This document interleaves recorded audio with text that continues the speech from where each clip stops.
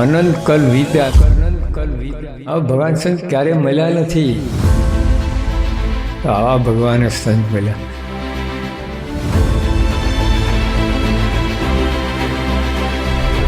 અને ભગવાનમાં સર્વોપરી ભગવાન, અનંત અનંત અનંત કોટી બ્રહ્માંડના ભગવાન.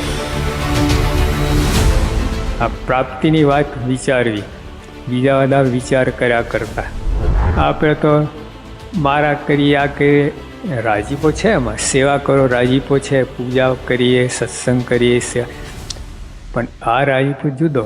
તો કરવાનો આ પ્રાપ્તિનો વિચાર કરો, પ્રાપ્તિ સમજો, કોણ મળ્યા છે, શું મળ્યું છે, એનાથી જીવમાં બળ આવશે.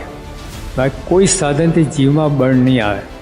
અને તો જીવમાંથી બ્રહ્મની અંદર રૂપાંતર થશે. કોઈ સાધનથી તો નહીં થઈ શકે. પ્રાપ્તિનો વિચાર પરમ પૂજ્ય મહંત સ્વામી મહારાજની અંતરની રુચિ છે.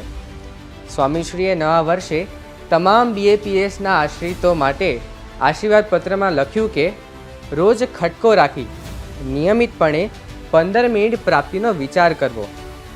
તમને પણ મારી જેમ પ્રશ્ન થતો હશે નહીં કે આ 15 મિનિટ પ્રાપ્તિના વિચારમાં કરવાનું શું?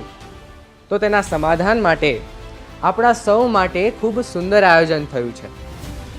પરમ પૂજ્ય મહંત સ્વામી મહારાજની આજ્ઞાથી દર વર્ષે 15 દિવસીય અક્ષર બ્રહ્મ ગુણાતીત સત્રનું આયોજન થતું હોય છે.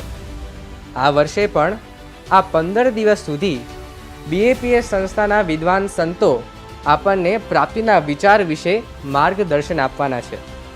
આવો આ અક્ષર બ્રહ્મ ગુણાતીત સત્રનો લાભ લઈએ.